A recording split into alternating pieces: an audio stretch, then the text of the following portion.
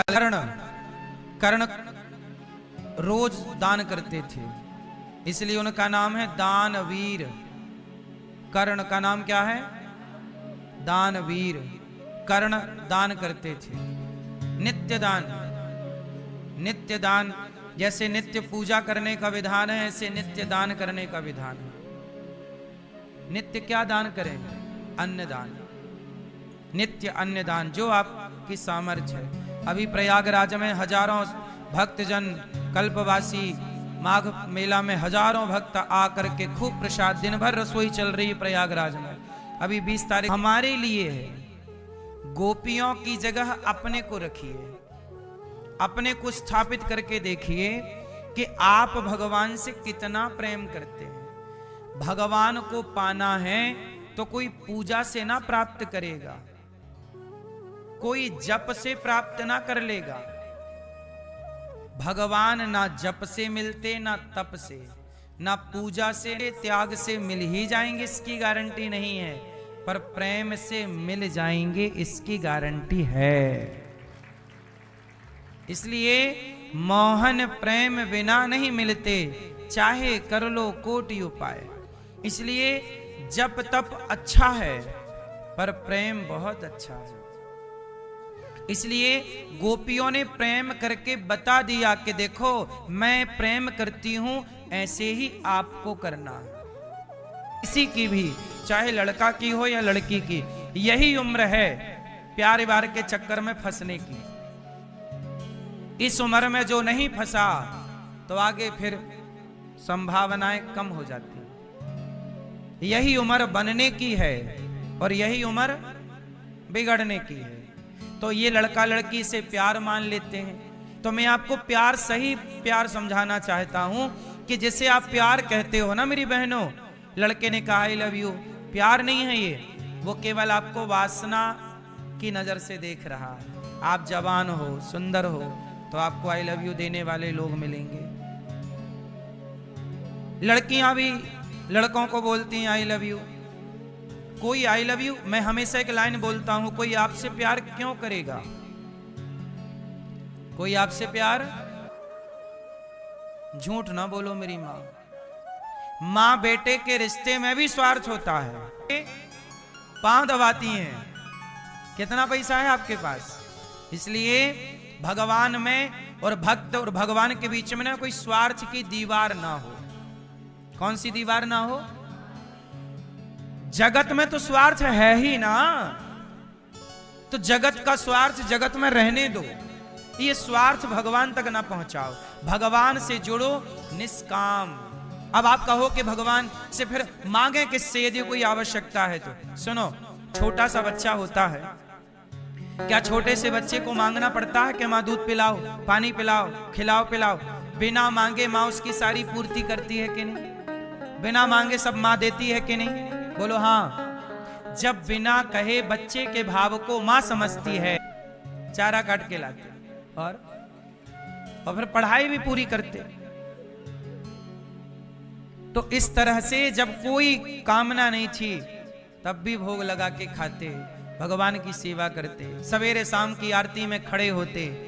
का जीवन और वो आपका जीवन आपके पास है, और वो जीवन देने वाले परमात्मा है। इसलिए उस परमात्मा के चरणों में सदा नतमस्तक रहो कि विधाता तेरा धन्यवाद, तूने ये अनमोल जीवन दिया, अनमोल सांसें दी, ये सुंदर संसार में आने का मौका दिया। कुत्ता बिल्ली बना देते भगवान तो क्या कर लेते आप? लेकिन कुत्ता बिल्ली की योनि से निकालकर परमात्मा ने आपको मानव जीवन दिया।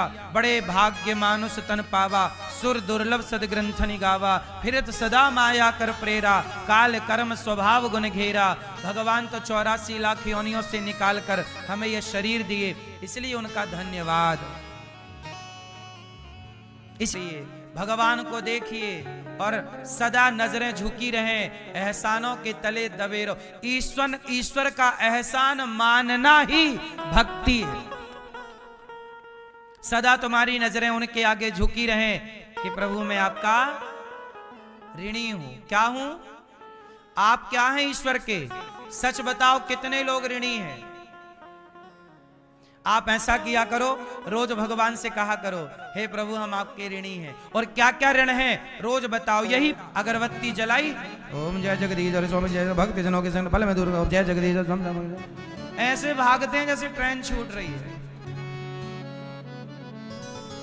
आप लोग ना औपचारिकताएं निभाते हैं,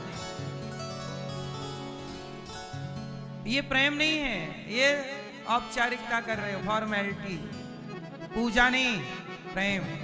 तड़पना, भगवान के लिए अगरबत्ती जलाओ ना जलाओ अलग विषय, लेकिन उन्हें देखो और टुकुर टुकुर देखो और उनके प्रति सदा नतमस्तक रहो। हे प्रभु आपके उपकार को हम कभी भूल ना पाएंगे। बस ये हो गई भक्ति।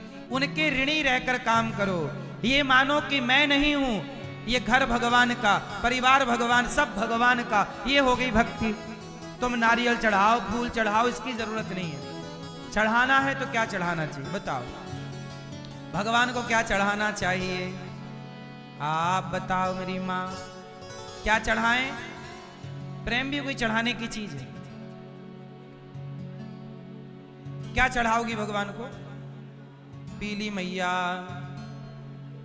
भाव। भाव, टमाटर क्या भाव दिए, वही वाला भाव। आप भगवान को क्या चढ़ाएंगे? प्रेम है? तो 5 बजे उठ के क्या करती हो मेरी माँ? कीर्तन किया करो, पूरे गांव में चक्कर लगाओ, श्री कृष्ण गोविंद हरे मुर, प्रभात फेरी, ढोलक मजीरा ले लो और सबको जगाओ। ए बहन सो मत चल, उठ जाग मुसाफिर भोर भई अब रहन कहां तू, सोबत है जो सोबत है वो खोबत है, जो जागत है वो। सारी मैयाएं बिल्कुल इकट्ठी हो जाओ और प्रभात फेरियां निकालो। और जहां जहां जुए खेल रहे हैं लोग, उन्हें रोको आप लोग, महिला मंडल। झांसी की रानी बनो, तलवार। राजस्थान की तो हमारी माताओं ने भी युद्ध लड़े हैं, फिर नहीं तलवार चलाएं कितनी। आप लोग ना तुरंत उत्तर देते हैं, नहीं, सामने वाले को कह लेने दो, बोल लेने दो। जरूरी नहीं है कि आप उत्तर दें। अभी कल या परसों एक लड़का आया, उसने बोला कि गुरुजी हमने आपके खिलाफ YouTube पे एक वीडियो बना के डाली थी, अब वो आपसे दूर हो जाता। बोलो हाँ, ये पैसा दूर कर देता, लोभ लालच। इसलिए कई बार भगवान, आपने सुना होगा कि कई बार भगवान अपने भक्तों को चाहते हैं बहुत कुछ देना, पर इस डर से नहीं देते कि मैंने इसे दिया और कहीं ये भक्त फिर मुझे। इसलिए आप लोग ऐसे भक्त बनना कि भगवान जितना दें उतने और करीब भगवान के कदम पहुंचते चलना, फिर तो खूब बढ़िया। अब सुदामा जी पर भरोसा पक्का हो गया कि इसके पास कुछ नहीं है तो भी ये भगवान के करीब है और सब कुछ आएगा। सुदामा के पास जब सब कुछ आया, जब भगवान ने विश्वकर्मा को भेज के सुदान करे आओ, सुदामा जी बोले, सुशीला बोली कुछ मांग लो, भगवान बोले मांगेंगे, दर्शन करेंगे, है ना। और जब दर्शन करेंगे तो चल पड़े सुदामा। सुदामा जी चले, हाँ चले श्याम सुंदर से मिलने सुदामा, गाते हुए मन में हरे कृष्ण राम। चले सुदामा जी, पता नहीं रास्ता कहाँ है, चल पड़े। जब आप भगवान के लिए चलते हैं तो भगवान स्वयं रास्ता सुझाते हैं, दिखाते हैं। चलिए तो आप, तुम चलो मैं तुम्हारे लिए चलूंगा। जब सुदामा द्वारिका पहुंचे तो लोगों अंदर के रहने वाले थे। एक मुट्ठी चावल ग्रहण कर लिया भगवान ने। एक मुट्ठी चावल खा के भगवान ने लोगों की संपदा लुटा दी। जाओ विश्वकर्मा जी, सुदामा इतना सा लेते हैं और इतना सारा भगवान की देनगी ज्यादा है, लेनगी लेते कम हैं और देते। सुदामा से एक मुट्ठी चावल लिए, खाए और विश्वकर्मा को बुला के धन धान्य से परिपूर्ण कर दिया। अर्जुन को लग रहा था मैं लड़ रहा हूं। हम लोग ये गलतफहमी पाल लेते हैं कि जी अपनिच भगवान है, अभिमान इस तरह से आ जाता है। तो सुदामा जी को कभी तो आपको अभिमान है तो समझ लो कि ईश्वर की कृपा नहीं है, और सब कुछ है आपके पास, धन दौलत पर अभिमान नहीं, समझ लो कि आप पर भगवान की विशेष कृपा है। यही कृपा है, समझ में आई? सुदामा जी को भगवान ने सब कुछ दिया। अब भगवान कुरुक्षेत्र गए और कुरुक्षेत्र में भगवान अपनी गोपियों से मिले।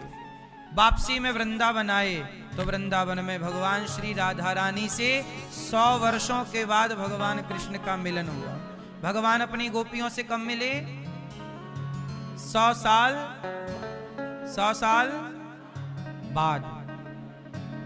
आज भी वो 100 साल तक इंतजार करती ही रही गोपियां। इतना लंबा इंतजार आज तक रानी ने, वो बहन ने, झाड़ू वाली ने दिया झाड़ू उसके मुंह पे, ले रानी चल यहाँ, ये रज में लोट, पहले प्रणाम कर, ये पालकी आलकी से उतर, यहाँ प्रणाम कर इस माटी को और पैदल चल नंगे पांव, जाओ दर्शन करो यमुना महारानी का, राधा रानी का और यमुना महारानी का, रज रानी का, जाओ। तो यहां तो देखो कोई रानी राजा बन के नहीं आता, यहाँ के राजा कृष्ण है, यहाँ के राजा दाऊ दयाल राजा बलराम जी। यहाँ किसी की सरकार नहीं है, यहाँ सदा श्री राधा रानी की उनकी सरकार रहती है। इलेक्शन हो गया, वोट देखो पड़ गया रे, वृंदावन में मिलती है।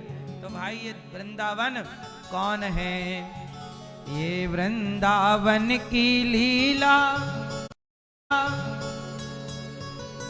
मत